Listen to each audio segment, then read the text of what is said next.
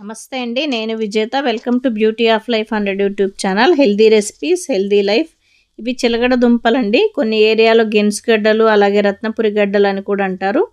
ఇంగ్లీష్లో sweet potato. ఇది high nutrition అలాగే హై ఫైబర్ ఉన్న ఫుడ్ అండి. వైట్ కలర్ అలాగే రెడ్ కలర్, రెండు కలర్స్లలో దొరుకుతున్నాయండి స్వీట్ పొటాటో. వీటిని 3 రకాలుగా ఎలా వండుకోవచ్చో చూపిస్తాను. అలాగే వీడియో చివరిలో ఈ 3 మెథడ్లో మనకు పోషకాలు, న్యూట్రిషన్ వేస్ట్ అవ్వకుండా ఏది బెస్ట్ మెథడో అదొకటి చెప్తానండి.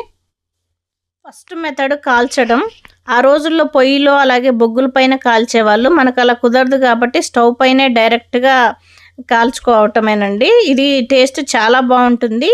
మనము ఫోర్క్ తోటి తిప్పుకుంటూ, పటకారతో కానీ ఫోర్క్తో కానీ మనము దాన్ని చేంజ్ చేసుకుంటూ ఈవెన్గా కాల్చుకోవాలి.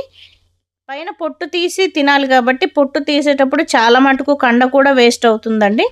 టేస్ట్ వైజ్ ఈ కాల్చుకున్న స్వీట్ పొటాటోస్ చాలా రుచిగా ఉంటాయండి. సెకండ్ మెథడ్ ప్రెషర్ కుక్కర్లో వేసి ఉడికించుకోవటం. కొంచెం నీళ్ళు అలాగే కొంచెం నూనె వేసి, మీడియం సైజు ఉంటే అలాగే వేసేయచ్చు, పెద్ద సైజు ఉంటే కట్ చేసి 2 or 3 విజిల్స్ వస్తే సరిపోతాయండి. విజిల్స్ ఆవిరి ఎంత పోయిన తర్వాత మనం నీళ్లు వంపేసి స్వీట్ పొటాటోస్ని వాడుకోవచ్చు. ఇలా ఉడికించుకొని తిన్న తర్వాత అవి కొంచెం చప్పగా అనిపిస్తుంటాయి. థర్డ్ మెథడ్ ఏంటో చూద్దాం.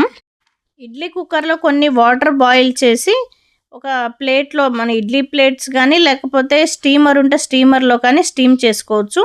ఇది బెస్ట్ అండ్ వితౌట్ ఆయిల్ తోటి చేసుకోవచ్చు అండి. వీటిని మనము ఫుడ్ ఇంట్రడ్యూస్ చేస్తుంటాం కదా, 8 months బేబీస్ నుంచి ఈ స్వీట్ పొటాటోస్ని పెట్టచ్చు. లో ఫ్లేమ్లోనే ఒక 15 minutes ఉడికించుకుంటే సరిపోతుందండి. మనం ఫోర్క్ తోటి మధ్యలో ఆ స్టవ్ ఆఫ్ చేసి చెక్ చేసుకోవచ్చు. ఇది న్యూట్రిషన్స్, పోషకాలు వేస్ట్ అవ్వకుండా అలాగే వితౌట్ ఆయిల్ తోటి కుక్ చేసుకోవచ్చు అండి. చాలా హెల్తీగా ఉంటుంది. ఇది బెస్ట్ మెథడ్.